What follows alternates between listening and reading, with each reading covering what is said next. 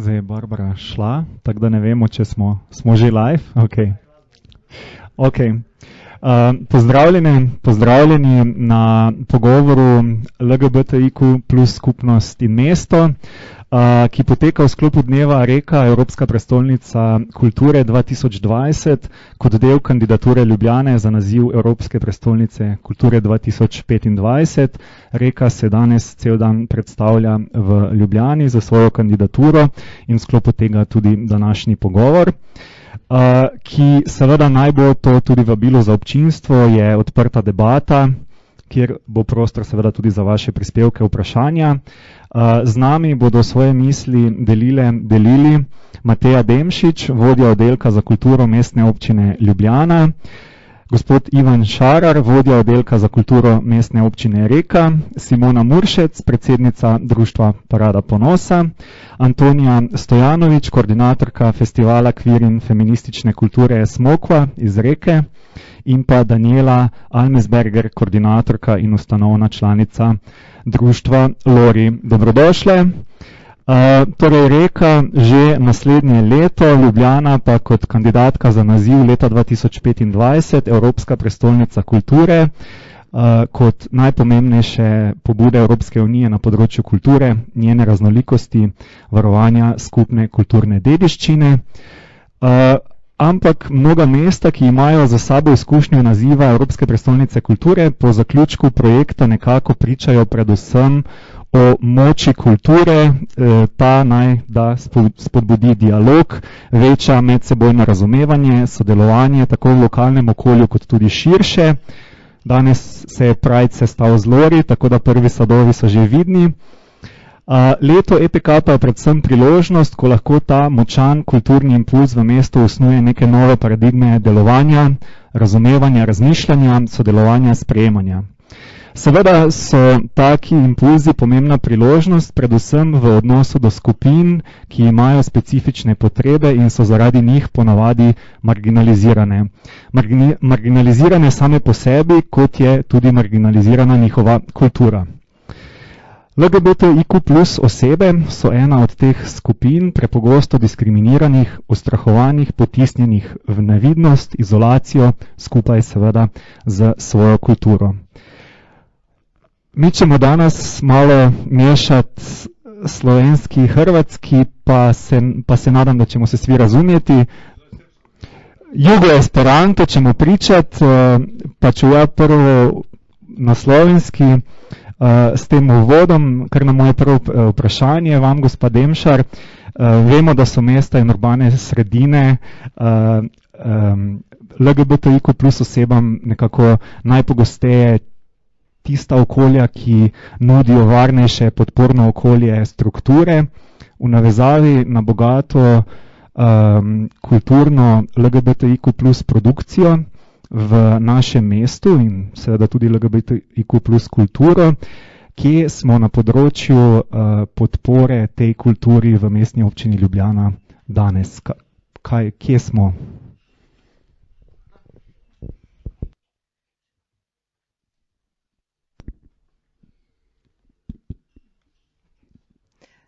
Pozdravljeni, hvala za povabilo. Lep pozdrav kolegicam iz Reke.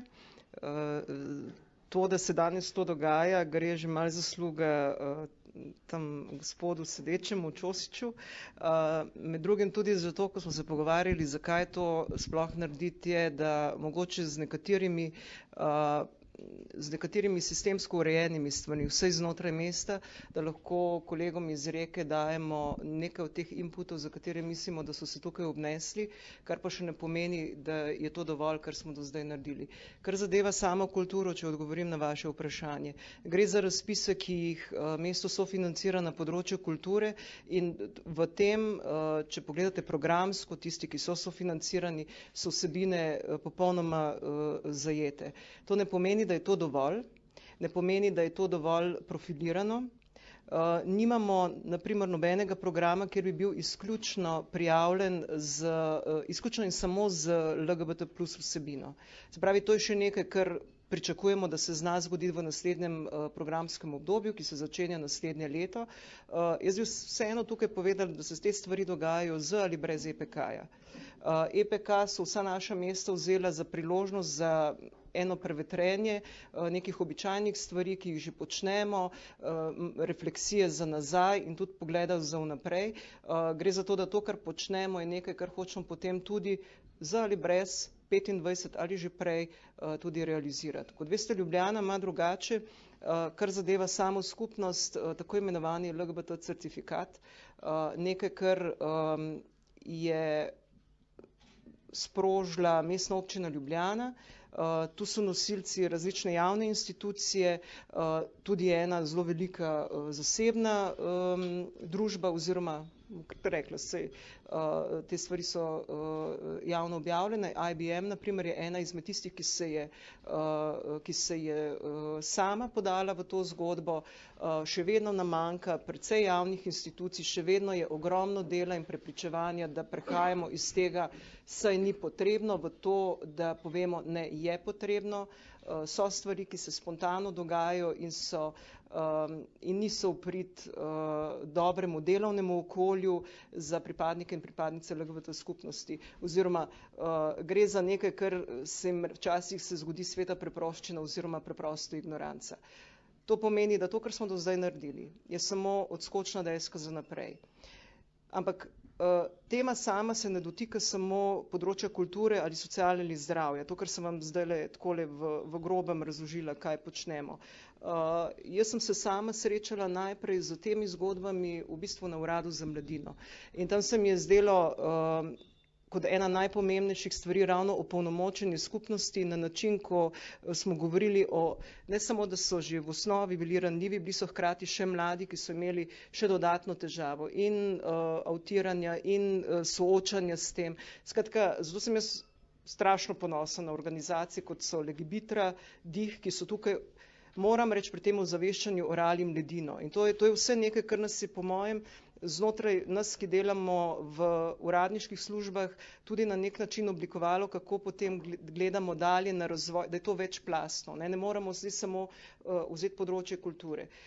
Je pa nekaj pomembno, da je vsaka in prijava za EPK in EPK sam v bistvu urbani razvoj s pomočjo kulture in umetnosti. Zadeva čisto vse, kar nas obdaja. Tako da se ne rabimo zdaj fokusirati izključno in samo na umetniške projekte, ampak ko govorimo o različnih raznolikih skupnostih v mestu, ki so na nek način vsaka po svoje deprivilegirane oziroma marginalizirane, je veliko več možnosti kot pa samo področje umetnosti in kulture. Je pa eno, po mojem, eno izmed bistvenih. Hvala. Zdaj sva rekla, ne glede na to, če bo Ljubljana EPK 2025 ali ne. Ampak smo odlična kandidatka. Tako.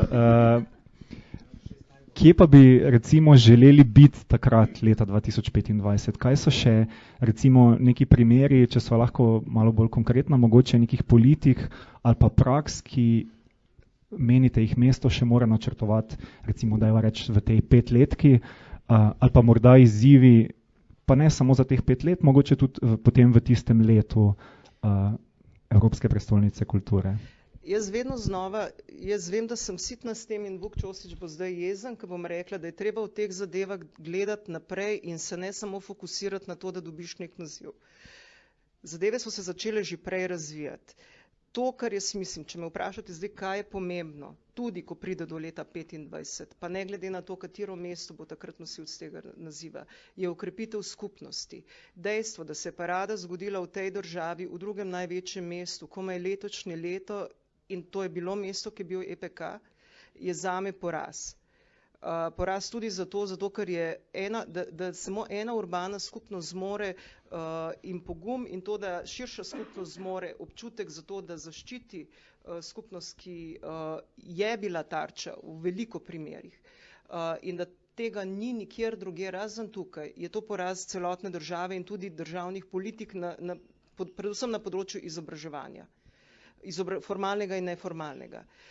To, da se je parada zgodila v Mariboru letos prvič, kot sem rekla, najprej poraz, hkrati pa je po mojem tudi dosti velika zmaga. Mi dve smo obe Mariborčanki tukaj, vi ste vis-a-vis doma, tako rekoč, in vemo, kako težko je v takih mestih sploh prodeti, ampak ravno zato, ker skupnost ni bila opolnomočena in ni imela podpore ravno v strukturah oblasti oziroma tistega, za kar bi jim dalo podsta, da bi lahko varno delala. Se mi zdi, da je zato ta čas pretekel, to je trajalo veliko preveč. Skratka, okrepljena skupnost, okrepljena na način, da je samozavestna in da se več ne pogovarjamo samo o pravicah manjšincev, ampak da se pogovarjamo o pravicah, ne, ki so popolnoma enake za vse, ne pa da vedno znova moramo posegati v korpus posebnega. Seveda so ene stvari, ki so drugačne, ampak prej smo govorili o normalizaciji, ne, o normalnem, o običajnem, da te stvari postanejo običajne. To, da bo v Ljubljani 20. parada naslednje leto, to je vse super, ne, to, da je ta lokal tukaj, zraven mestne hiše, vse to je super, ampak vemo, da vedno znova se moramo in včasih, ko živimo, je to še vedno bolj pogosto srečevati z izbruhi sovražnega govora, za katerega smo mislili, da ga vedno bolj, s tem, ko delamo na ozaveščanju, da ga vedno bolj zbijamo, da ga bo vedno manj. Moj občutek je, Simona, popravite me, če se motim, da nismo še tam, da vedno znova tvegamo, kadarkoli, vedno dobimo odgovor, ko začenjamo s tem, ne? Vem, ko je bilo nekaj izobraževanj za certifikat, zakaj je to sploh potrebno? Saj mi vemo vse, ne? Nihče se pa ni vprašal, kaj je takrat, ko v kolektivu nekdo strese kako krepko na račun nekoga iz te skupnosti, kako se ta oseba, ki seveda ne zmore povedati, ne more govoriti o svoji identiteti, sploh počuti. To so stvari, ko so začele zelo močen proces senzibilizacije. Tole ne bo nikoli končano, ne leta 25, ne še kdaj naprej. Tako da so to, ne moram vam reči, kje se vidimo na tem področju leta 25. Vsaj mi ne. Jaz mislim, da je to delo, ki ne bo nikoli končano. Vsaj tukaj, kar zadeva ozaveščanje in krepljenje skupnosti. Ko bo pa skupnost dovolj močna, takrat bo pa sama dvignila roko pa rekla, ok, ne. Ampak jaz mislim, da če bo skupnost močna, bomo še vedno imeli dovolj tepcev, ki bojo znali žaliti, ki bojo nasilni in ki bojo upali na nogometnih tekmah razpreti transparente. Spomnite se transparentov, ko smo govorili o referendumu. Ne? Dovolj takih se bojim, da bomo še vedno imeli to kritično maso za take izpade. Mogoče je tudi danes ta pogovor eden primer dobre prakse, dialoga in ki vodi v identifikacijo nekih potreb skupnosti strani, recimo bomo rekli, tistih, ki so na polju političnih odločevalcev. Gospod Ivan Šarar, možete nam vi možda kao vodja odjela za kulturu u Rijeci reći nešto više o tim mehanizmima o kojim smo sad počeli nekako govoriti, o politikama koje ima i vodi grad Rijeka u odnosu do marginaliziranih zajednica i njihove kulture, recimo specifičnije danas govorimo o LGBTIQ+ kulturi i zajednici. Kakvi su procesi u Rijeci? Kakve imate vi politike na mjestu? Kako ste ih napravili? Kako ste došli do njih? Puno teških pitanja.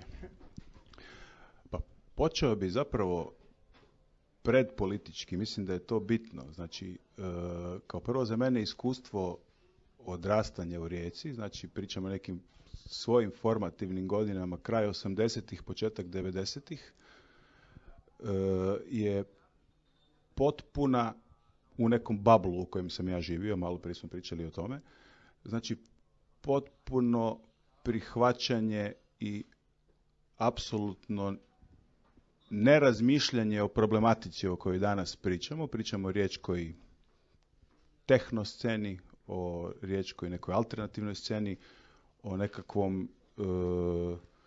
o nekakvoj bliskosti koja je meni ko čovjeku tada bila normalna. Znači, zašto ovo govorim? Zato što ja nisam gradski službenik koji, s obzirom da se bavi kulturom, mora biti open-minded u bliskom zapadnom susjedstvu, nego mislim da je bitno reći da postoje neki osobni korijeni koji su vezani za razmišljanje o ovome o čemu danas pričamo. Znači, iz moje sadašnje perspektive meni se čini, iako je to vjerojatno neka moja osobna iluzija, i to je isto jako bitno da kažem, da je stanje sada puno gore. Pričajmo o tim početnim točkama. Znači, ja ne mogu da se ne dotaknem i loš sam ambasador države koje sam državljanin, da mi zapravo trenutno pričamo o LGBTQ3 zajednici ko vjerovatno najugroženijoj skupini u Hrvatskoj. Jučer ili prekjučer smo imali ovu situaciju u Zadru, gdje možemo birati da li su ljudi pretučeni ili su gejevi, ili su crnci, ili su gej crnci, pa sad birate kao te 3 varijante koja vam je najmanje loša. I da zapravo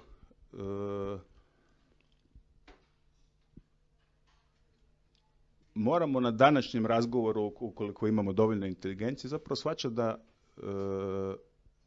da se moramo silno potruditi da izađemo iz još jednog babla, a to je babl kulture, i dobro je da ste počeli pričati o politikama, jer po nekakvom mom shvaćanju i kultura je unutar najšire javnosti ipak jedan babl, koliko se mi svi kulturnjaci, da li institucionalni, da li van institucionalni, trudili da budemo široki, nikad nismo dovoljno široki.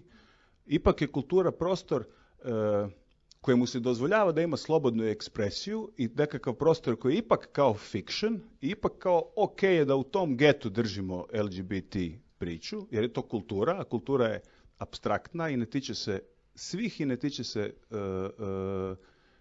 cijelog života zajednice.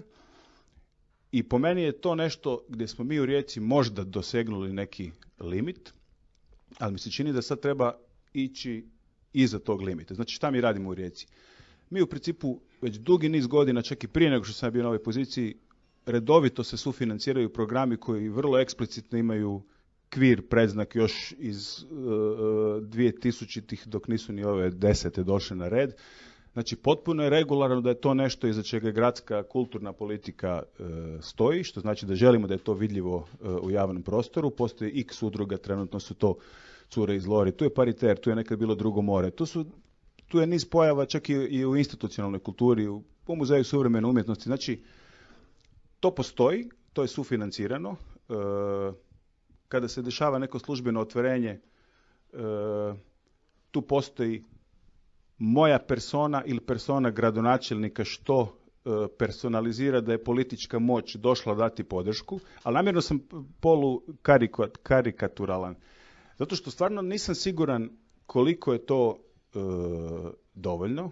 Znači, ponavljam, mi sufinanciramo, mi smo u EPK vrlo ozbiljno ugradili razne manjinske prostore slobode, pa i ove. Znači, pričam i o nacionalnim manjinama.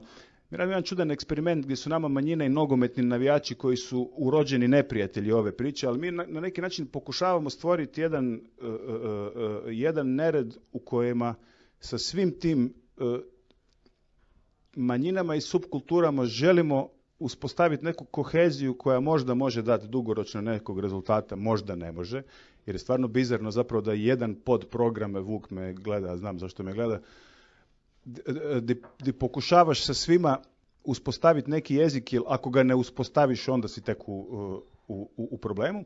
Ali mi se čini, namjerno sam ovako dramatičan, čini mi se da dok god je to samo u sferi kulture nije dovoljno. Mi u Rijeci realno prvi u Hrvatskoj imamo građanski odgoj u osnovnim školama. Po meni je to sloj koji je relevantan. Znači, mi pričamo, ako pričamo ozbiljno, pričamo o građanskom odgoju, pričamo o puno eksplicitnijem stavu da štitimo segmente našeg društva od nasilja. Znači, mi zapravo pričamo o nasilju. Situacija u Hrvatskoj je trenutno takva. Znači, nemojmo pričati o slobodama izražavanja. Mi pričamo o spašavanju živih glava. I po meni je jedina ozbiljna politika neka teška nacionalna politika u kojoj će državna šapa početi da mlati.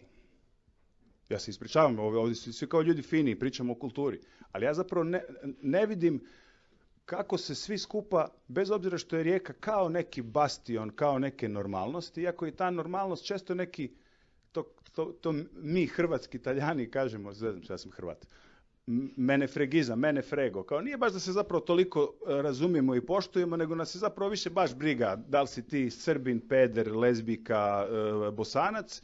Kao pustimo jedni drugi da živimo. Nismo si toliko interesantni, ali se nećemo mlatiti. Znači, istina u Rijeci je negdje između ozbiljnog liberalizma i toga. Ali mi se stvarno čini da to više nije za zezanje.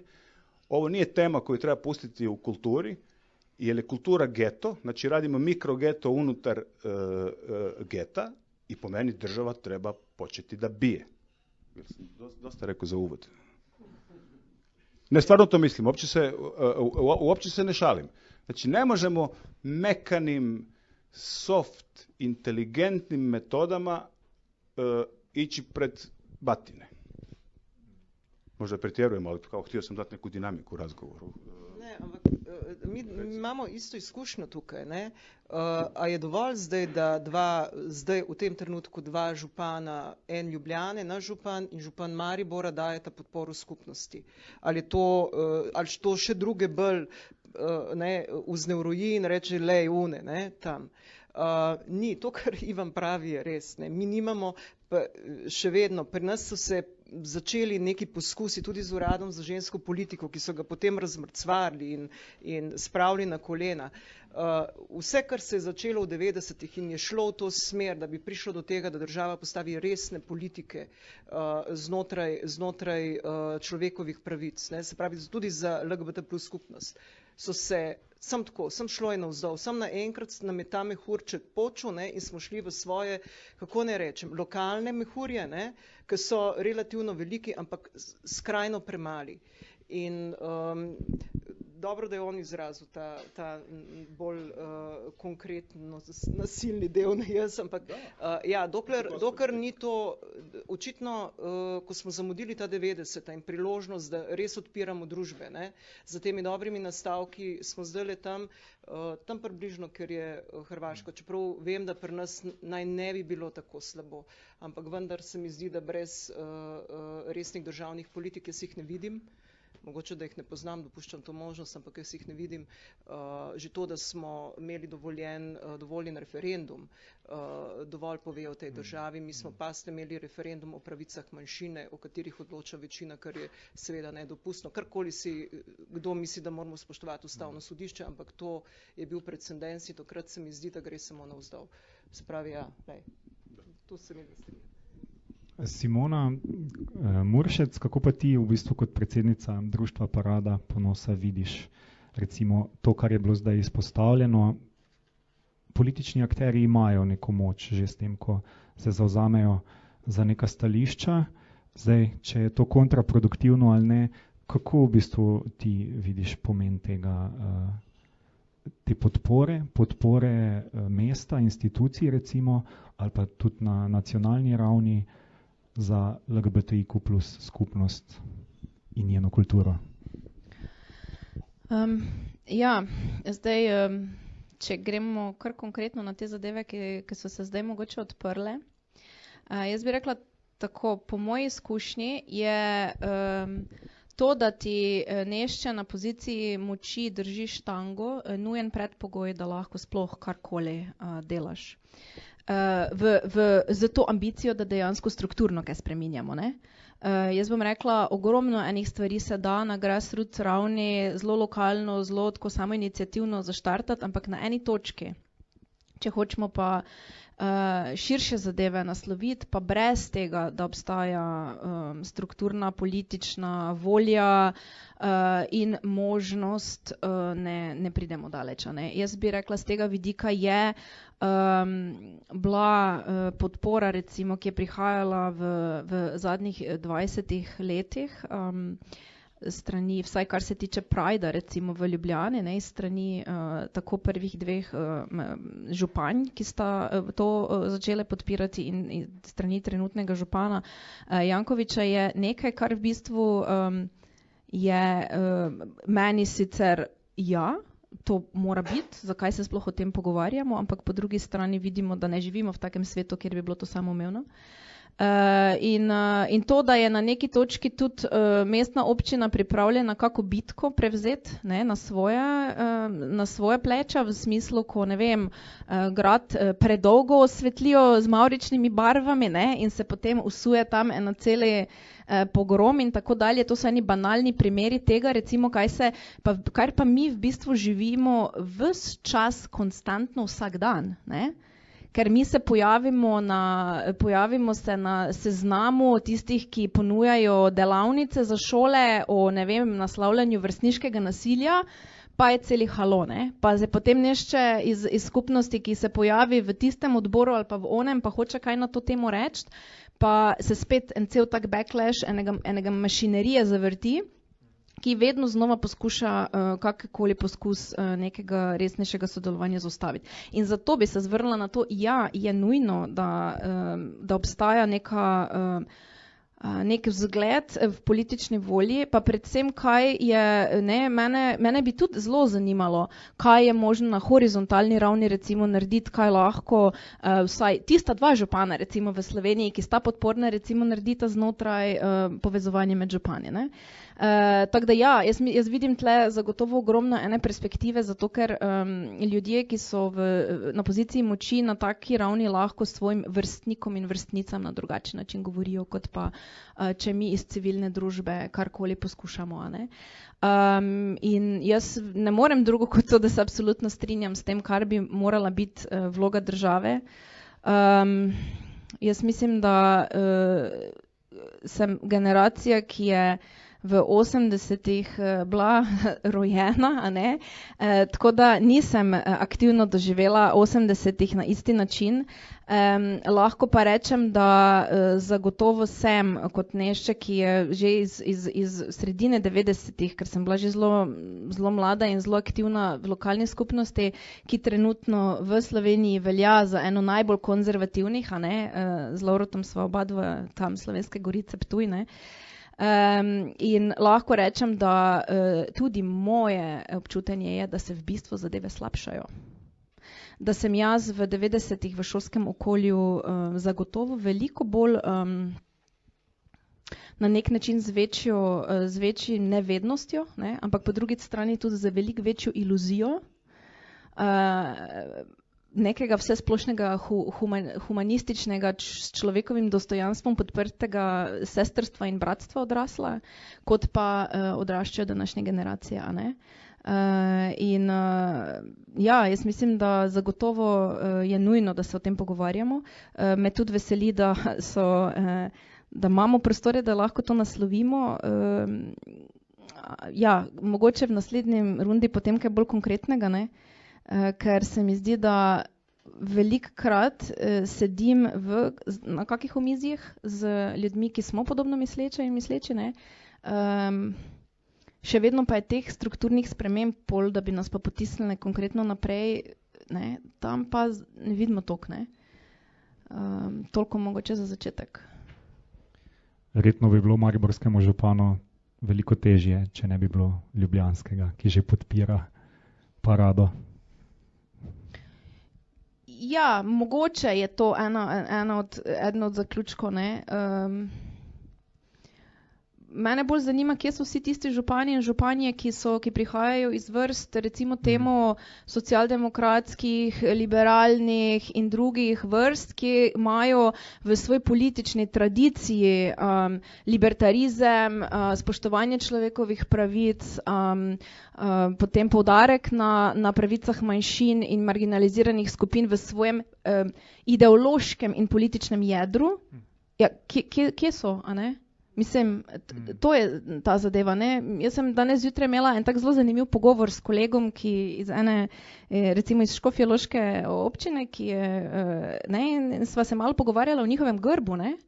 Škofja Loka ima v svojem grbu obraz temnopoltega dečka, mladega moškega, ne. In to so zadeve, ki so zelo problematične, ne. Midva z Lovrotom, ker prihajava iz istega okolja, vsako leto z zelo, zelo bridkim priokusom razmišljamo o recimo ptujskem karnevalu in karnevalizaciji romske skupnosti v Sloveniji, ne?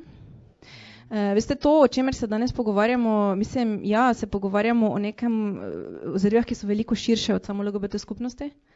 In se mi zdi, da če hočemo neke stvari na polju izobraževanja, kulture, sociale, se pravi družbe spremeniti, jaz mislim, da se moramo začeti pogovarjati o teh zadevah, ne? O vsem tem, ker to je povezano, ne? Ker to, da so te Marince tam zdaj pri vas tudi prebutali, ne? In da v bistvu zdaj, kaj je zdaj tista stvar, zaradi katere je bila tista osebna okoliščina, jaz se opravičujem, ampak tukaj v Ljubljani ni nič drugače, ne? Kaj šele, če gremo ven z Ljubljane, ne? In to je izkušnja ljudi, s katerimi mi delamo vsak dan. Smo imeli primer v K4, ne tako zelo daleč nazaj, nekaj tednov. Varnostnik se je odločil, da bo nekoga identificiral. Najprej je bila težava, ker je Jud, potem je še pa gej. Pazi, ne? Kaj hujšga, ta kombinacija sploh. Ne, če se spomnimo na streljanje na Jom Kipur, v Haleju je bil feminizem kriv, zato ker je judovska skupnost preveč liberalna in dopušča ženskam to in to. Mislim, ta diskurs se je tako zelo poslabšal, da ko prihajamo do tega, zato vam si morda prav, da je to presega daleč skupnost kot tako, ne, da vsakodnevno padamo v neke zgodbe, ki jih pa sredi 90-ih nismo pričakovali, da se nam bojo zgodile. In zato je stanje toliko slabše. Ne. Daniela, vi ste koordinatorka in ustanovna članica lezbijske organizacije Rijeke, Lori.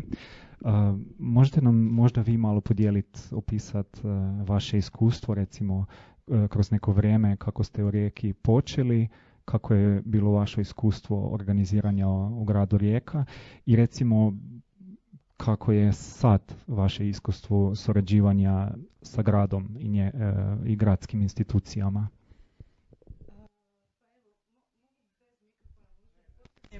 Aha, ja, mašem rukama pa onda, ok. Dobro, probat ću ovako. Da, Lori je osnovana 2000. Tako da evo, EPK Rijeka 2020, bit će 20 godina. Drago mi je isto da pričam ovdje, jer možda ne znam koliko ovdje drugi znaju da je zapravo i kad smo se osnovale, najveću podršku zapravo su nam pružile kolegice i kolege iz Ljubljane.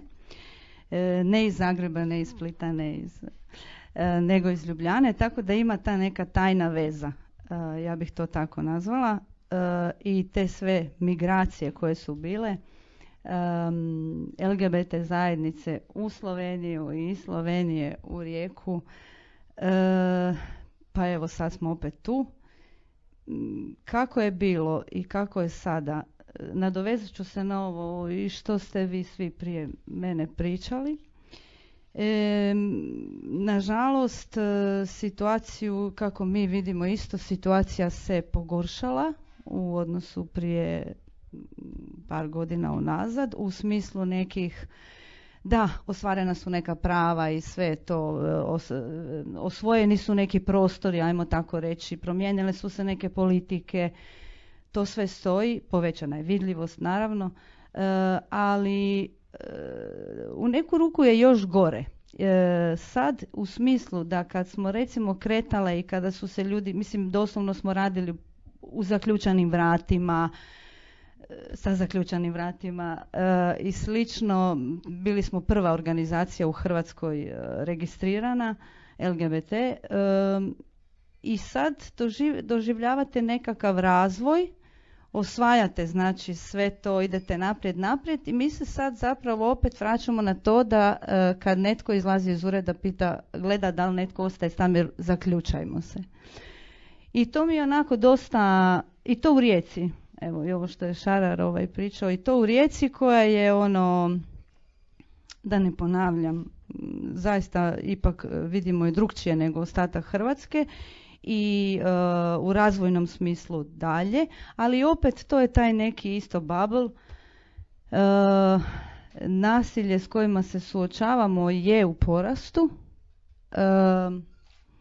I mislim da upravo zato sad, evo krenula sam iz te teme, ali upravo zato je važno možda ovo i o čemu pričamo, znači nekakva suradnja i nekakve zajedničke akcije lokalne uprave i zajednica, organizacija civilnog društva. Jesmo na različitim pozicijama moći, ali s druge strane i nismo toliko.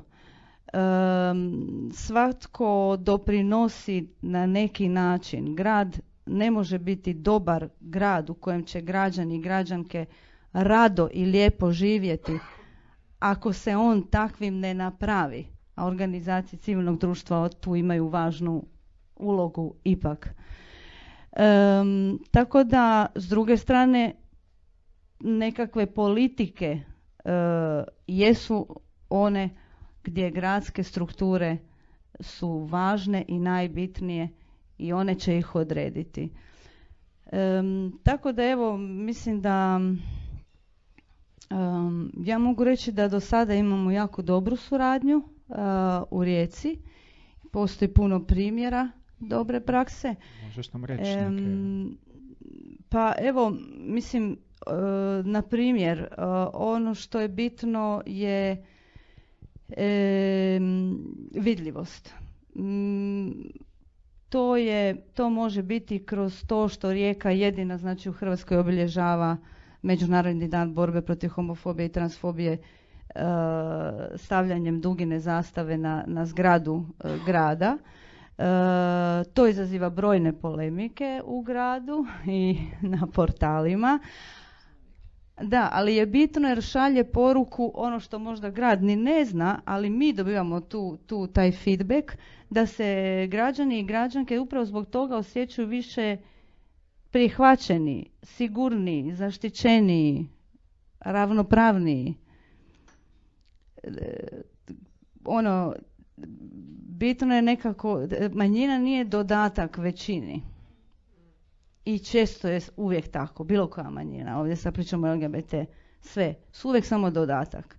I onda tako, eto, gledamo kako ćemo tom dodatku nešto pomoći, šta ćemo mu dati, kako ćemo raditi na pravima ili na kulturi, promicanju, ali trebamo okrenuti to shvaćanje, jel? Znači, nije dodatak. I to je to, recimo, to su te neke, znači, promicanje vidljivosti. Imamo jako dobru suradnju sa gradskim odjelom za školstvo, što je jako važno. Radili smo isto i na pisanju ovog udžbenika za građanski odgoj. Eto, ima ih, može, Antonija će ih vjerojatno nabrojiti i više u smislu, jer ona se bavi javnim akcijama i kulturom u Lori. Tako da je to toliko za sada. Vjerovatno je sigurnost i vidljivost neke manjine pokazatelj sigurnosti većine. Tako kako si rekla, svi se bolje osjećaju kad se manjina varno i osjeća. Da, jer ja i dalje mislim da je nasilje i opresija stvar određenih političkih i tako dalje grupacija kojima je u cilju da dođu do određene svoje agende. Klerofašističke ili kako god, možemo sad različite termine. Ovisi o čemu pričamo. Ali to je jedna grupacija. To nije to nisu neke strukturne promjene društva. Evo ja tako vjerujem, možda sam u bablu, ali ja biram evo biti u tom bablu jer inače ne znam kako bi dalje. Ne bi tupila vodu nego nešto drugo. Da mi bude lakše. Znači ja biram tako vjerovati da eto da su to ipak jedne manje grupacije ljudi. I onda onda cijela ta Rijeka će biti sigurna i sretna ako ni nekom drugom, bilo kome, zato što je on, ne znam, nacionalna manjina, Romi, LGBT, bilo šta, ako se ni njemu ne desi, jer mi smo onda svi sigurni. Antonija Stojanović u maju ove godine bio je, mislim da 3. festival kvir i feminističke kulture Smokva, vi ste kuratorica, koordinatorica festivala. Kako, isto ste u Lori, znam da ste isto članica, ali kako je ta neka suradnja festivala recimo sa gradom Rijeka? Bi bilo moguće da recimo organizirate taj festival bez ikakve podrške grada? Vrlo zanimljivo pitanje. Zapravo, ja bih samo dala jedan kratki uvod. Moram reći da ono što je gospodin Šarar rekao jako me se dojmilo, jer ja delim jako velik dio onoga što ste rekli i delim to mišljenje i u tom smislu i kad sam prvi put vidjela Rijeku, ja sam se zaljubila i odlučila da to je prostor gdje ću ja pustiti korijenje i onda taj grad me nekako fascinirao upravo jer sam došla iz drugih gradova koji su bili po veličini i po možda nekim mogućnostima recimo ispred Rijeke, ali zrak koji sam osjetila, neka sloboda koju sam osjetila prvi put kad sam se prošetala Korzom je bila neodoljiva i to je to, ta ljubav i dalje traje. I u tom smislu, budući da sam se već bavila i nekim kvir LGBTIQ aktivizmom, onda sam malo istraživala kako je to Rijeka baš tako prijateljska, sad nema ni jednog recimo LGBT ili kvir ili gej kafića ili kluba, a ima ih toliko friendly. I onda sam malo istraživala to, rezultat toga je i istraživanje koje smo imali kvir šetnja Rijekom. To je jedan produkt, a drugi produkt je kad sam uspjela zaraziti i druge cure u Lori da moramo raditi festival kvir i feminističke kulture zato što je kvir i feministička kultura u Hrvatskoj dosta zapostavljena, nema neke sustavne podrške, da se razumijemo u Rijeci, ok, postoji, ali Rijeka nije Hrvatska i ne može isto tako se podržavati samo ta, zato što je recimo niže, ajmo reći, rangirana ili niže vidljiva. Znači, došli smo do tog zaključka da u Rijeci bi bilo sjajno podržati kvir i feminističku kulturu i napraviti neku, pa ajmo reći, konstantnu platformu za buduće neke umjetničko-aktivističke projekte, ne samo za ljude iz Rijeke, nego i iz drugih gradova, iz drugih država. Tako se rodila ideja o Smokvi, no međutim, taj embrion je bio 2013. godine, a u međuvremenu prošlo je do 2017. znači još 4 godine gdje smo shvatili da mi kao LGBTIQ organizacija koja se prvenstveno bavi informiranjem i senzibiliziranjem javnosti, znači nismo kulturna organizacija, nismo organizacija koja se bavi primarno umjetnošću, nismo u mogućnosti doći do nekih ozbiljnijih novaca ili donatora kako bismo tu svoju krasnu ideju i sproveli u djelo. I onda se dogodilo to da je Rijeka izabrana za Europsku prijestolnicu kulture i meni i jako puno ljudi u Rijeci je to bilo divno, zbilja onako neki ponos se osjećao kroz grad jer luka različitosti, jer odjel za kulturu je prepoznao i nastavljao s tim potenciranjem raznih manjina koji su zapravo, opet kad pogledate na neki način i većina. I to je sve bilo zbilja divno i tako je i Smokva postala dio programskog pravca kuhinja u okviru Europske prijestolnice kulture Rijeka 2020. Tako smo uspostavili malo neku, ajmo reći, sustavniju suradnju sa odjelom za kulturu.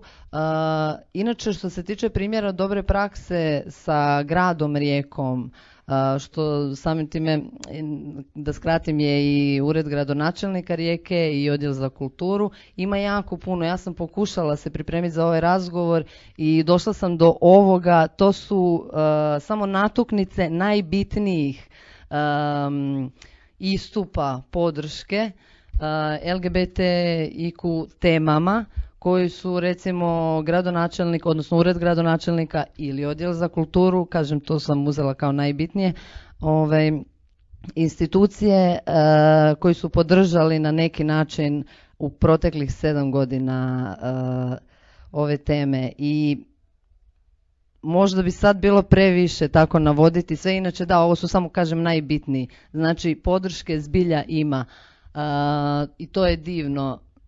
Ali s druge strane, mislim da je isto tako dobro i malo se fokusirati na druge neke ustanove koje su isto recimo pod dio grada ili institucije koje su također dio grada. Recimo nedavno me jako ružno iznenadilo da u jednoj Rijeci ja tako hodam centrom grada i odjednom gle, 3 zgrade od kojih je jedna talijanska srednja škola, jedna je bivša zgrada MMSU, odnosno Muzeja moderne i suvremene umjetnosti, su osvanuli kukasti križevi s nekim raznim još dodacima i to je recimo bilo dosta ružno. Bilo je još nekih poruka govora mržnje, ali primjerice ono što mi je bilo dosta zanimljivo, takvih znakova u Rijeci kao i u ostatku Hrvatske ima i ima ih sve više.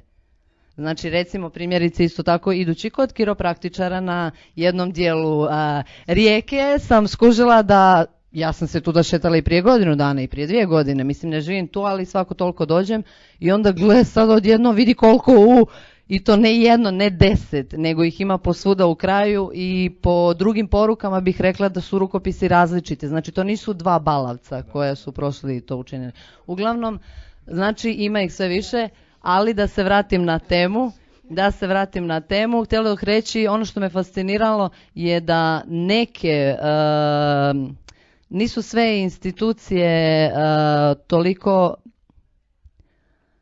toliko ažurne i ne prepoznaju recimo govor mržnje na vrijeme. Neke najbitnije prepoznaju, ali s druge strane nema te politike o kojoj govorimo i zato sam rekla da se slažem na početku sa gospodinom Šararom. Nema politike koju će jedan dio institucija javnih provoditi ako ih svi ne provode. Znači ne može ured gradonačelnika ili jedan odjel propagirati i promovirati određene vrijednosti i osuđivati nešto, a drugi odjel se recimo primjerice potpuno oglušio to ili jednostavno ne prepoznaje bitnost toga, te teme. Ali Rijeka će biti sad Europska predstavnica kulture 2020. Možda Daniela, Antonija, kako vi vidite, možda neke prilike što se može promijeniti? Već ima neka suradnja s gradom samo za Europsku predstavnicu kulture. Što mislite da će to značiti recimo za organizacije poput Lori, za V, za festival?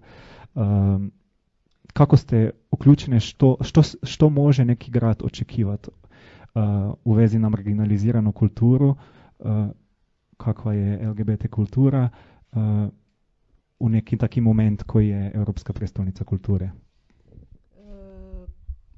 Pa evo isto da kažem da bi sve to, naša suradnja se trebala događati bez EPK, znači nebitno da li se EPK događa ili ne, ali ok, šta je tu je? A može biti neka i Rijeka je sad, viša prilika.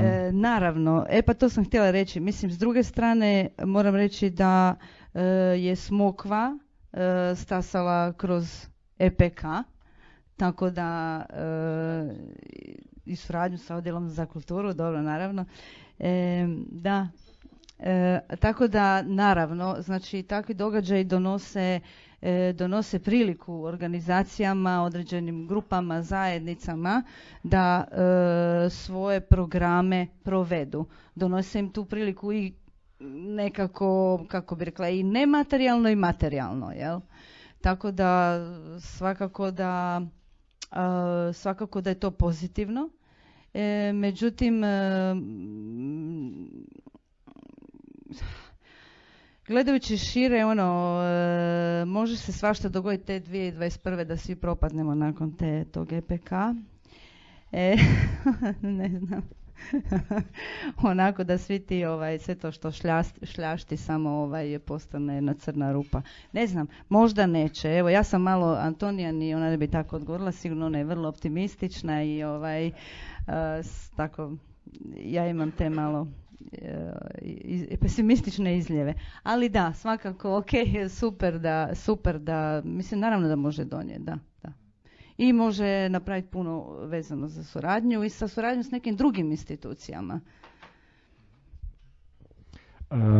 Simona, mogoče da še tebe malo izzovem z vprašanjem, kaj v bistvu Parada ponosa je se v preteklih letih pač pozicionirala kot nek producent kulture z festivalom Parada ponosa.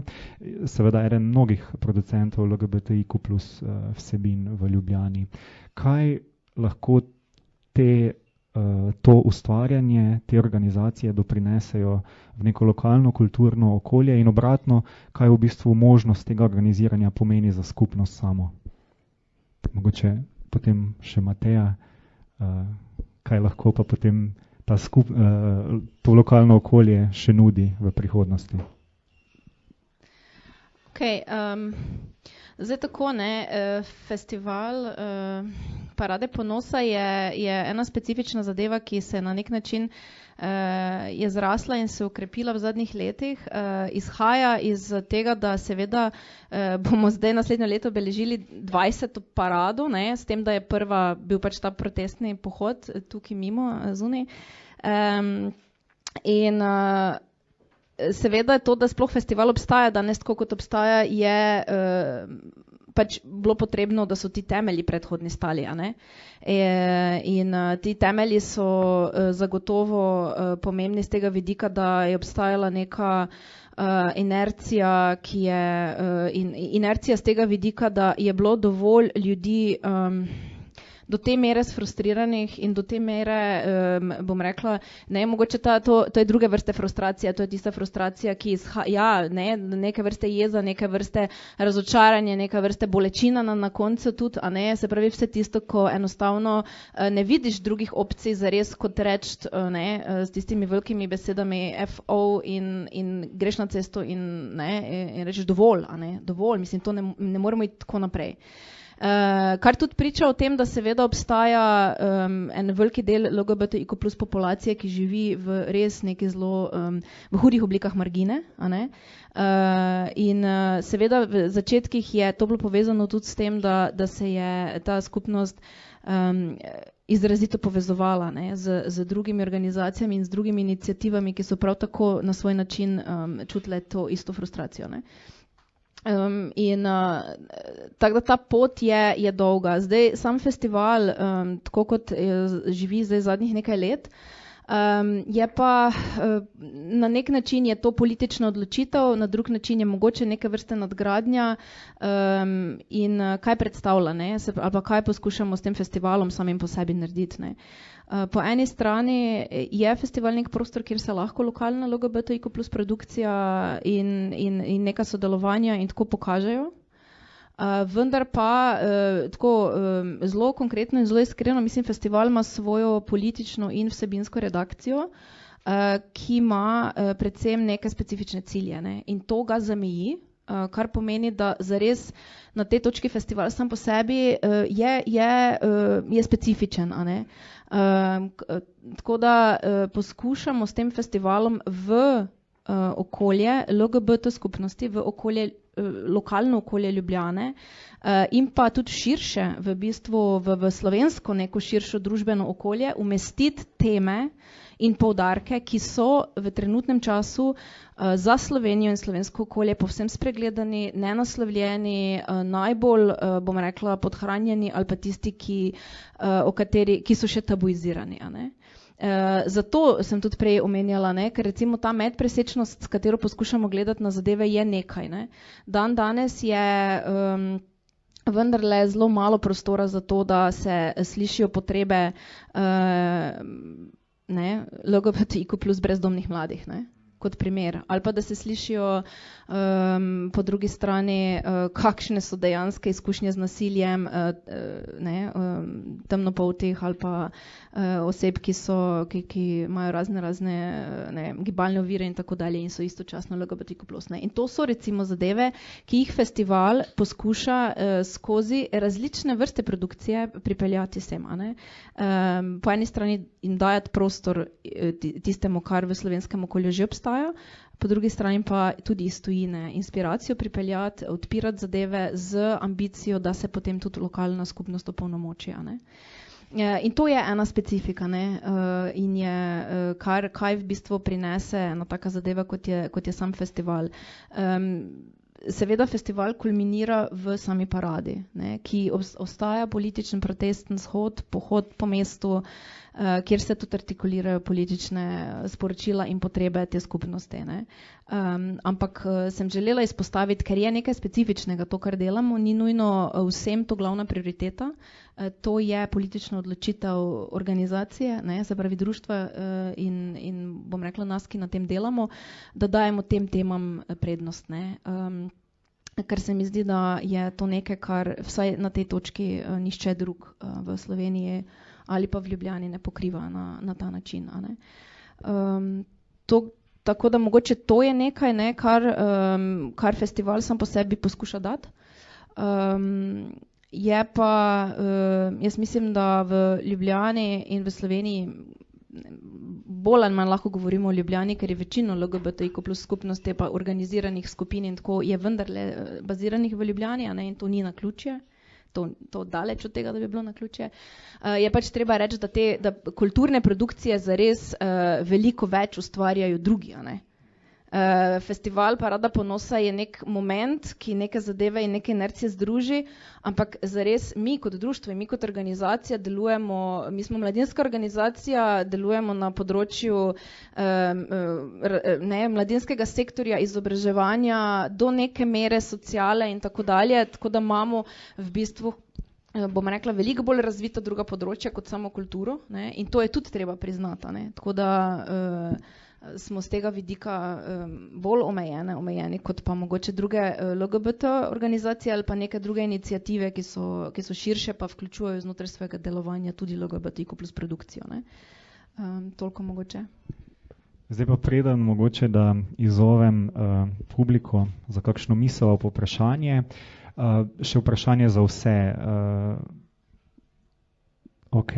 LGBTIQ+ bubble, kulturni bubble, kako, da ne bo Antonija naslednjič šokirana, ko bo šla k kiropraktiku, kako naprej, kako voditi ta dialog? Da li so organizacije, recimo gospodin Šarar, one koje trebajo doći na vaša vrata, su institucije one koje trebaju otvarati vrata? Kako voditi ta dialog? Ko treba biti u poziciji da galopira na početku, tako ću reći, tog dijaloga, identifikacije potreba i tega?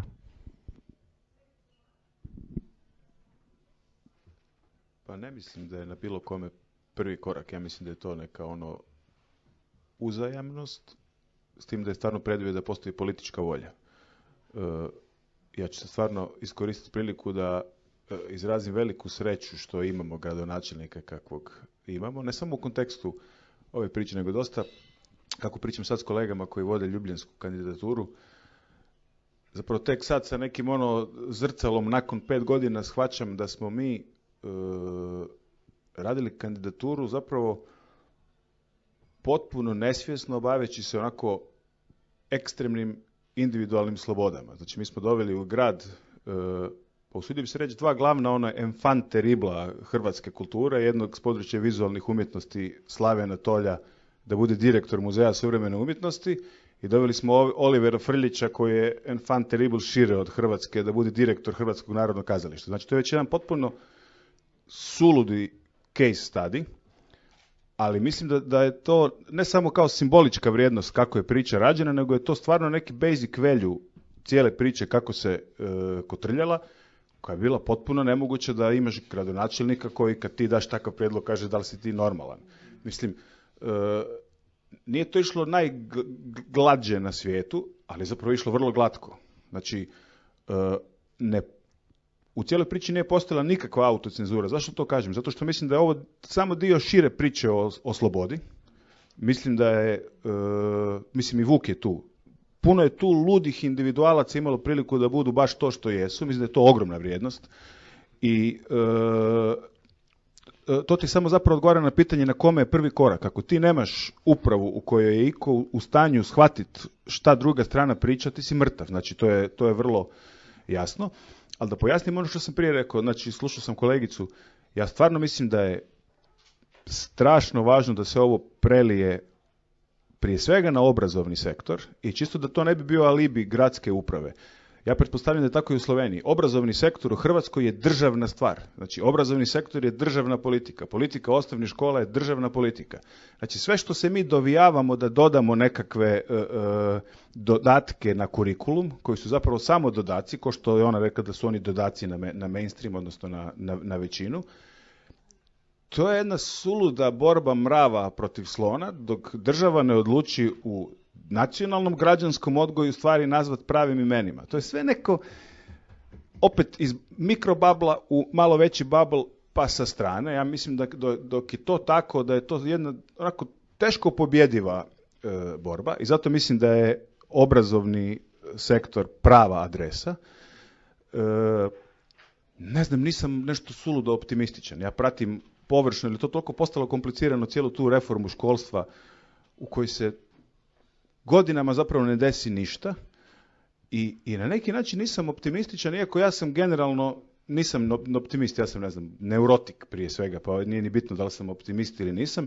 Ja čak nemam ništa protiv toga da se ova priča zadrži na neki vitalan način u undergroundu. Meni je zapravo bitno samo da ima neki power, jer je za mene to ključna stvar. Jer najgore što se može desiti da ovakva scena i razne druge fragilne mikroscene se ugase zato što establishment im ne daje gorivo. Ja mislim da svaka ozbiljna scena mora izmisliti gorivo, makar to ne bio establishment i pare iz establishmenta, jer zapravo kad ti počneš ovisiti o nama, ti si već zapravo polumrtav. To sad grozno zvuči, jer mi smo kao simboli ovdje moći, kao dobri gradovi koji vole svoje LGBT zajednice, ali zapravo više me veseli ono moćan, neugodan aktivizam koji je u potpunom undergroundu, nego da se nešto fejkamo na svim nivoima javne vlasti i kao nešto dobacujemo veće ili manje mrvice, a zapravo je sve neka kozmetikica. Mislim, sad sam kao grub, ali mislim, takav sam, što da radim. Zdaj vidite, zakaj mi tako dobro delamo skupaj že leta. Ne, do neke mere ima prav. To, kar je meni zdaj potegnilo, veš, v glavi je, da dejansko zato, ker smo ljudje tam, posamezniki in posameznice tam v nekih službah, da imamo to odprtost, oziroma da se nam to zdijo običajnosti, ja, zgleda vse skoraj da lepo in prav. Ne vem, če to ni garant, ne. Veš, pridejo naslednje volitve in ne veš, kaj se bo zgodilo. Pojma nimaš. Lahko, veš, se zgodi naslednji mandat z nekom drugim in se nekdo odloči in ustavi vse. In ti lahko se na glavo postaviš. Mislim, sreča na področju kulture vse v tej državi je vsaj v mestu, ne, da so strokovne komisije tiste, ki na kulturi po zakonu odločajo, pika, in se ne pogovarjamo o tem. Mi imamo take strokovne komisije, ki jim je strahotno zaupam, tudi glede tega. Ne, zdaj bom šla ven iz tega konteksta, ampak vendar, apropo politično, mi smo trenutno pod napadom, zato ker bi naj eno gledališče v tem mestu, na katerega sem jaz strahotno ponosna, da se razumemo, da dam obe roki v ogenj za njih. Je pod napadom zato, ker čeža si dovoli biti preveč politično. Zato, ker artikulira točno te zgodbe, ki smo jih mi danes tukaj izpostavljali, kot tiste, ki niso nujno vedno nagovorjene, in je to gledališče pravzaprav tisto, ki je bolj realno od tega, kar ta država živi. Več realnosti in naših težav je tam na odru, kot se jih pa tukaj upa spopadati vlada oziroma politike ministrstv. In zato se sprašujem, tu imaš prav, ne? Kako polnomočiti skupnost in vzpostaviti sisteme, da tudi če zdaj, ker se imamo tukaj vsi radi, pa se strinjamo, ne? nihče ni večen in vsi smo zamenljivi. Kako vzpostaviti sistem, da obstaja fundamentalno pravilo, da takrat, ko govorimo o človekovih pravicah, to ni diskutabel več. Da so to stvari, ki so integrirane in to je to, pa če si zelen, črn, rdeč ali pa rumen. To je tisto, kar pa mene zdaj sem dobila tu zadaj, si mi trigger sprožil. Ne? Ampak sem nekaj bi že povedala ob koncu, pa vendar. Ne? To, kar mislim, da ima Rijeka priložnost, ne vem pa, če je to mogoče, vem pa, da bi moralo biti tako, da tisto mesto, ki nosi naziv Evropske prestolnice kulture, ni to lokalna zadeva, ni to zdaj zadeva ne samo Rijeke, županije, pa sosednje županije, ne? Ampak je to nacionalna in evropska. To pomeni in to, kar si mi v svojem vidu tako prizadevamo, da to, kar hočemo narediti, je, da postanejo nacionalne politike, da jih na ta način spreminjamo.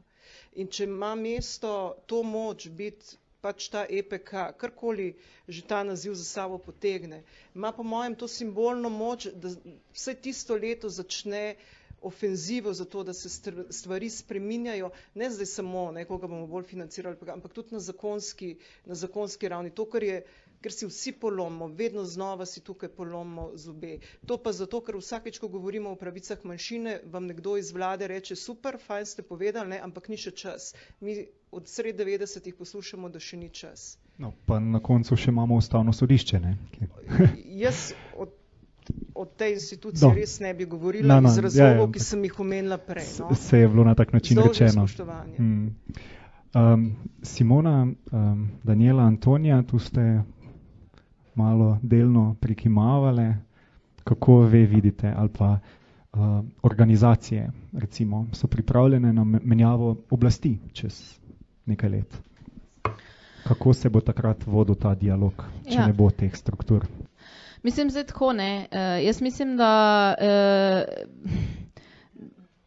dokler bomo LGBTIQ plus osebe v tem mestu ali pa v tej državi živele, kar mislim, da se nas vendarle ne bo tako hitro dalo iztrebiti, kljub temu, da bi nekateri to želeli narediti. Jaz mislim, da ta čas ni bojazni zares. Ne? Jaz mislim, da organizacije kot take gremo skozi neke faze, ko včasih ne zmoremo, ker enostavno na koncu dneva so finance in so neki trajni pristopi tisto, kar rabimo, zato da lahko živimo. Mislim, ne moramo na koncu se pogovarjati, če ni vsaj nekih bazičnih pogojev za delo, ampak kar se pa tiče konkretno recimo sodelovanja z mestnimi oblastmi, z politiko in tako dalje, je pa pač tako, ne, jaz mislim, da smo organizacije civilne družbe, moramo razumeti našo vlogo. Jaz bi si želela, da bi politiki in političarke in odločevalci tudi razumeli našo vlogo, zaradi tega, ker tista stvar, ki mene, poleg tega, ne, da se zadeve v Sloveniji kot veter obrnejo, ko se ljudje zamenjajo in se struje zamenjajo, obstaja tu še druga zadeva, ne, obstaja ta stvar, da mi lahko imamo zelo prijateljske zasebne odnose ali pa imamo zelo take, da se niti ne poznamo ali pa imamo celo neprijetne zasebne odnose. It shouldn't matter. To ne sme nikoli biti tista stvar, zaradi katere jaz, če zagovarjam nek interes ali pa neko potrebo tiste skupnosti ali pa vse tistih ljudi, v imenih katerih govorim, pač jaz moram izhajati iz tega, da razumemo naše vloge in da lahko brez cenzure in samo cenzure povem kritiko. Ne? In da lahko to kritiko naslovim tudi na človeka na drugi strani, s katerim imam ali pozitiven, ali pa neutralen, ali pa mogoče negativen odnos zaradi česarkoli. Ne? In to je tista stvar, kjer slovenska majhnost velikokrat nas povozi. Ne? Zato, ker lahko z nekimi institucijami na koncu, ne glede na celo politično strujo mogoče, lahko z nekaterimi sodelujemo zaradi tega, ker imamo osebne odnose z ljudmi in so pripravljeni nas slišati, v nekem drugem trenutku pa tega ni. ni, zaradi tega, ker nismo pravi ljudje ali pa nimamo pravih vzvodov. Ne? In to je še ena dodatna strukturna ovira. Ne? Jaz mislim, da je težko pri nas, recimo, je zelo težko delovati na tej ravni, da se lahko kritično, ampak konstruktivno pogovarjamo, ne? In ne glede na to, da se ne strinjamo vedno, da lahko v imenu nekega skupnega širšega interesa potem skupaj sodelujemo. Ne? In to je recimo tista zadeva, ki bi si jaz želela, na tej ravni bi si želela več vzvodov, več mehanizmov, več razumevanja naših vlog, ne? Da primarna vloga civilne družbe je, da pritiska, ne? In da pač, če nehamo to delati, potem mislim, zakaj smo tukaj, ne? Potem verjetno moramo nekaj drugega začeti delati, ne? In da poskušamo te meje premikati in jaz sem po drugi strani tudi pa vem, da teh meja vsej pri nas, tudi v Ljubljani, ki je lahko pro forma velikokrat najbolj odprta pa podporna, ampak tudi v Ljubljani so te meje konstantno postavljene, ne? In tu je za tista stvar, kjer pač je, bi si jaz želela, da so neki formalni vzvodi, ne? Na katere se lahko obrnemo, za katere ne rabimo potem 2 leti obrazlagati, pa se vedno znova opravičevati in tako, ampak da bi enostavno pač bili, a ne? Daniela, kako je stanje pesimizma ili optimizma, možda kao završetak ovog panela? Kratko ću, ovaj underground me sad jako zanima.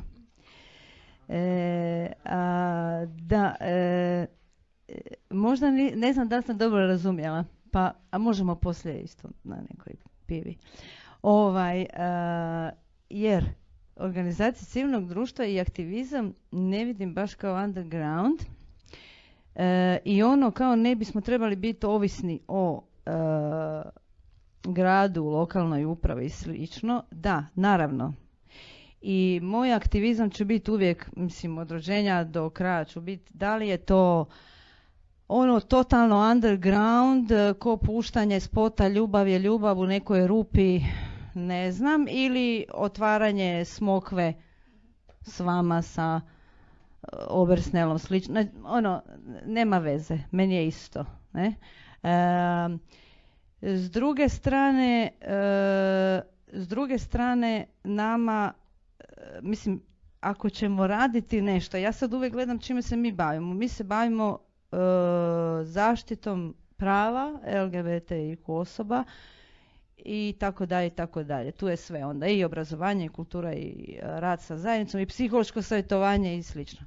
Sve to što mi radimo, za to treba, znači recimo, na primjer, u našem proračunu u ovih 20 godina ima 0,0005 od grada, na primjer. Ne zato što grad, nego ok, to su neki natječaji, mi smo se javljali na neke druge, isto ne javljamo se svake godine, znači nema to veze, nego samo hoću reći od države i grada, znači mi ne dobivamo skoro pa ništa, ministarstva i to ništa. Jako smo kreativni u nalaženju sredstava i nalazili smo ih, međutim, s druge strane, pozicija u EU nam je ukinula mnoge donatore, tako da smo osuđeni na EU, što je opet kao da ste osuđeni na ministarstvo ili na lokalnu upravu. Mislim, a opet nam treba isti taj novac, između ostalog i da platimo prostor gradu u kojem radimo. Tako da samo, mislim, ne za neke naše plaće, ne znam šta, jer to je smiješno. Znači, to su neke stvari koje mi, znači, da bi radili, mislim, ne možemo biti underground. Ne možemo. A ovo šta svako može učiniti, ja ne vidim toliko da smo mi sad toliko različita pozicija moći u smislu, mi imamo na primjer tu organizaciju, imaju neku moć da imaju vezu, imaju link sa zajednicom. I to je velika moć koju ako ste u poziciji ovoj institucionalnoj nemate toliko. Nemate taj link gdje kao čujete tu zajednicu, možete s njom direktno raditi, na kraju krajeva možete organizirati prosvjed, 500 ljudi, 1000, 5000 ili ne znam. Sad, samo je pitanje ovo sad zadnje, kako ćemo raditi taj prosvjed? Naprimjer, nama je super raditi prosvjed u Rijeci, jer je grad Rijeka super. Mislim, jer mi s njima sjednemo i ono, U 5 minuta riješimo stvari. I onda je to nešto što onda gdje je ta sad uloga lokalne samouprave. Nije underground nigdje, jer je potrebno da to društvo za koje radimo, da ta zajednica, da ljudi, da građani, da građanke žive ispunjene, sretne živote. U bilo kom području. I recimo obrazovanje, na primjer, grad Rijeka kao osnivač, ne znam skrati, jel da? Grad Rijeka kao osnivač, na primjer, ima toliko, na primjer, mi to nikad nećemo moći. Gospodin Šara, možda da, samo kratki odgovor. Da. Kako ovo radi ovako? Pa ne, slušao sam i Mateju kao nezavisne komisije i slično. Pa mi smo imali jednu vrlo kratku situaciju za vrijeme Hasanbegovića u ministarstvu, pa smo vidjeli koliko brzo se komisije smijene i koliko u jednom danu neka politika građana 10 godina nestane. To se može desiti u Rijeci. Eto, dođe drugi gradonačelnik, kaže meni Šararu, evo ti otpremnina, makni se jer ne želim s tobom imati posla, smijeniš sve komisije i u tom slučaju sam mislio, onda ili ćete reći, a više ne možemo ništa, ili ste underground. Samo to, da pojasnim, da ne bi bio neshvaćen. Jer ja osobno ne vjerujem u stabilnost institucija kod nas, jer smo imali taj primjer koliko se, znači destrukcija se desi ovako. Znači sve ovo čemu mi pričamo kao jedni drugima komplementiramo, to nestane u jedan dan. Dođe neki konzervativni gradonačelnik i za tjedan dana ti nemaš više ništa. Ništa. Dođe sljedeći natječaj i financiraju se klapsko pjevanje, razmjena folklornih ansambala i gotova priča. I onda si ili te nema, ili si underground. Ja navijam za underground. Evo, ja mislim da bi sad trebali možda da ćemo biti on time pa da završimo panel i možda će biti još kako pitanje. Evo, mislim da je jedan aplauz za naš panel dovisi na mesto. En aplauz za naše gostje in gosta. Tako, zdaj pa odpiram debato v publiko. Če ima kdo vprašanje, bi sam prosil, da z mikrofonom, ker smo na internetu. Izvolite. Pozdrav internetu. Ja sam Emina iz Rijeke, vodim Europsku predstavnicu kulturu, programski dio. Pa zanimljiva mi je ova debata i uvijek mi je zanimljivo da bez obzira iz koje manjinske pozicije ili pozicije društvene nemoći se postave, da se odnos postavlja zapravo civilno društvo i ova aparatura vlasti, politička i uprava, a da se i to je dobro, jer one određuju politike, zakone, nekakvu bazu. Međutim, one institucije društva koje stvari rješavaju u praksi, a što se tiče prava su svakako policije, pravosuđe i to je, mislim, sine qua non, to je jasno. A što se tiče ovog nekakvog dijela simboličkog, identitetskog, kulturnog, mislim da je užasno bitno da si postavimo pitanje, a šta rade naše institucije u kulturi?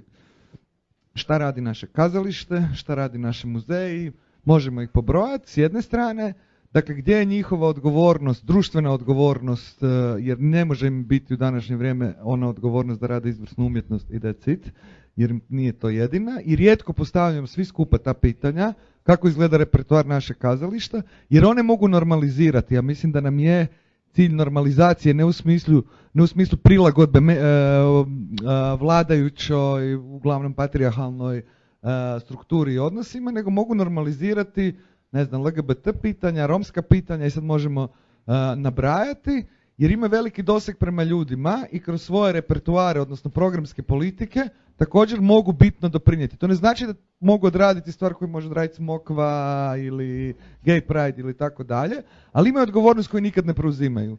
Jer imaju ovu umjetničko, ne znam kako bi nazvala, izgovor autonomije. Iako odrađuju neke druge stvari. Primjerice, Riječko narodno kazalište ima talijansku dramu, institucionaliziranu. Ne znam koliko godina, Šara će vjerojatno znati. I normalno je da se igra talijanska drama. Iako talijanska manjina, možda ih ima i manje nego što ima LGBT osoba, nemam pojma. Ali nebitno je to pitanje. Dakle, mi nigdje u sustavu, ni u Rijeci, niti ja znam igdje drugdje, barem u ovim našim krajevima, nemamo takve politike koji će ići prema tome da se u svakodnevnom životu zapravo ta pitanja normaliziraju i podižu van akcija, van aktivizma, van političke borbe, koje naravno ne anulira, ne želim to reći. A drugo je pitanje medija, koji su tu jer prate također politike medija, politike prema medijima koji itekako država određuje, dakle tu ima posla i čini mi se da se na taj način postići dugoročni rezultati nego i preći preko ovog problema barem djelomično smjene ljudi. Jer šta, Frljić je sinuo na 2-3 godine u Rijeci, mislim, daleko je sad već sa Marinom koji je puno otvoreniji od nekog idućeg koji će doći kako izgleda taj repertoar ili muzej i tako dalje, ti ćeš otići, kako će to izgledati. Čak i ne mora biti ni politička smjena, može ostati ista stranka, naprosto će doći drugi ljudi. I to ima veze s ovim dodatkom.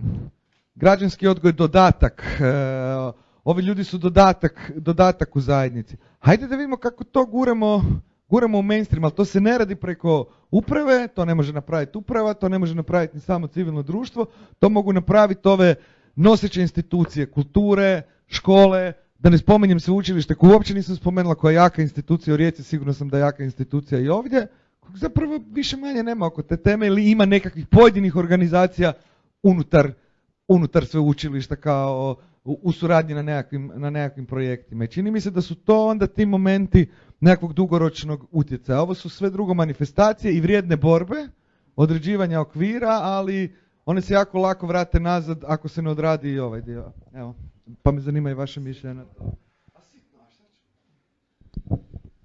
Hvala za to kratko pitanje. Nisam mainstreaming, kako vi to vidite, kad smo radili kampanju 2015. godine, jedan od prominentnih aktivista iz sadržajnih država Amerike je rekao da ništa nije napravilo toliko za prava LGBT manjine u SAD kao Modern Family, the TV show. Kad su pokazali familiju, kad je to bilo u popularnoj kulturi, kako vi to vidite, recimo, pa tu prvo organizacije.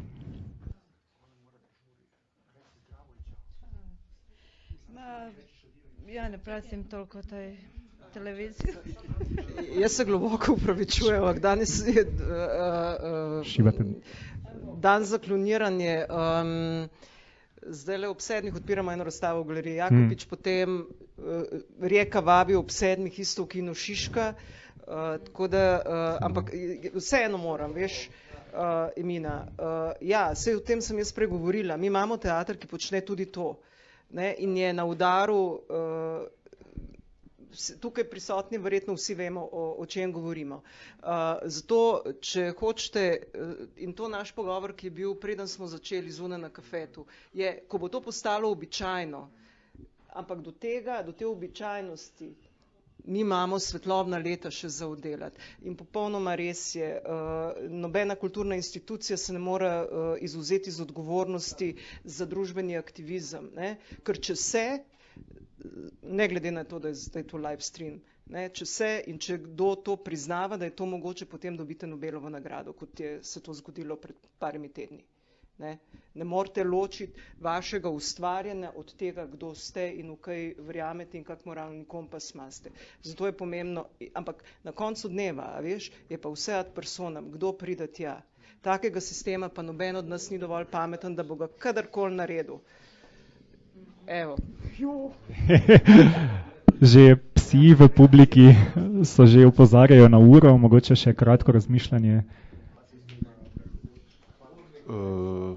Pa više refleksija na Eminu. Da, ova teza o ustanovama je apsolutno na mjestu. I da, ustanove se skrivaju, pogotovo kod nas gdje imaju apsolutnu programsku autonomiju. Neću reći da se skrivaju, ali realno izuzev Muzeja moderne i suvremene umjetnosti rijetko ko se dotakne ovih tema, čini mi se. I sad je opet pitanje koja vrsta dijaloga ili poliloga može dovesti da oni uđu ljubazno pomaženi u taj prostor, da to nije politički pritisak kojeg ja osobno ne volim. Ali ovo je super prilog, slažem se. Znači očekivati da će NGO-i koji su kod nas ipak, čini mi se, puno fragilniji nego u Ljubljani, i zbog iznosa financiranja, i zbog volumena i svega ostalog, ne mogu iznijeti sami tu bitku. Mislim, već po defaultu, ako nemaš u medijima, ako nemaš na HRT-u, ako nemaš u ustanovama i pustio si ovo u NGO-e, zapravo si opet u undergroundu na neki način.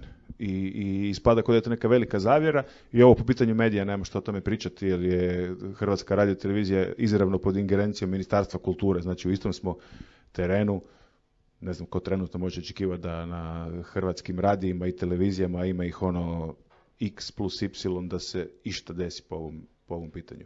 Ali to je ono o čemu kažem, to je važeća nacionalna politika. Znači ako je neka politika na bilo kojem layeru takva kakva je, ona definira sve. Nemam tu optimizam.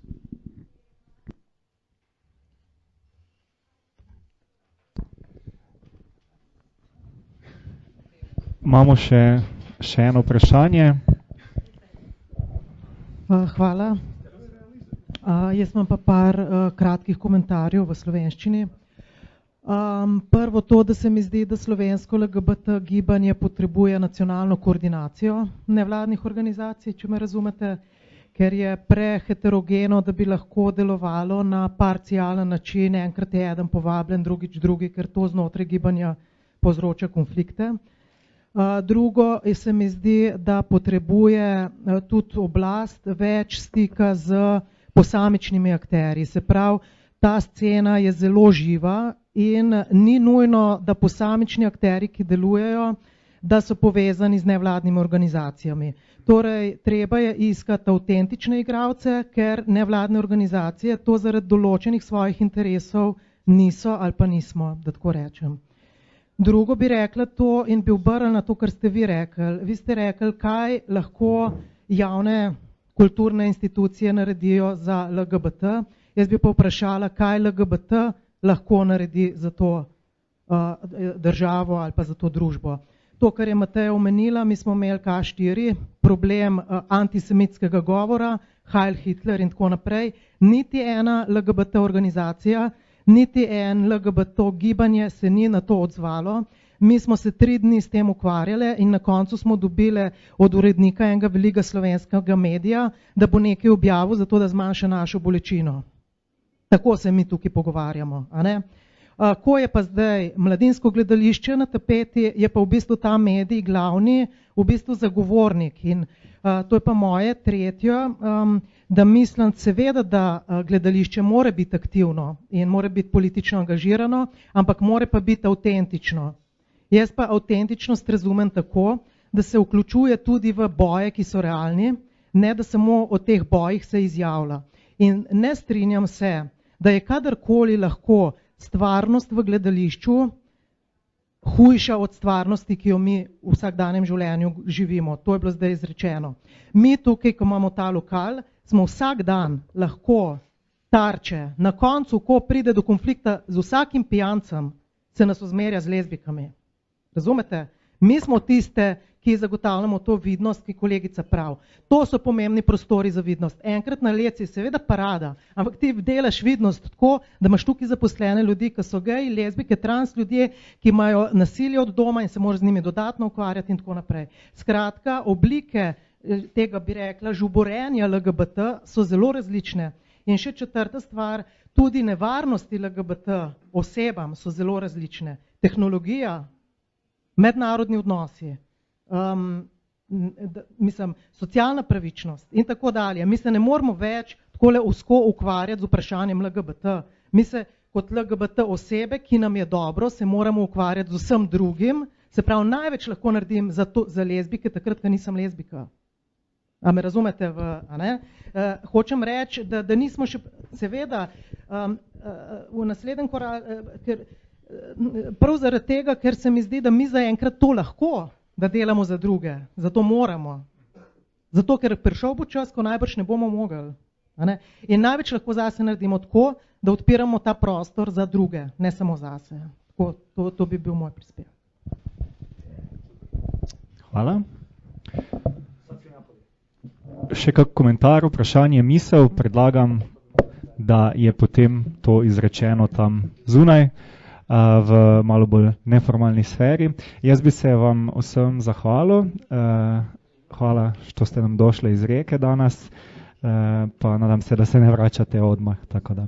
Hvala vsem v publiki in tistim, ki ste nas spremljali doma preko live streama.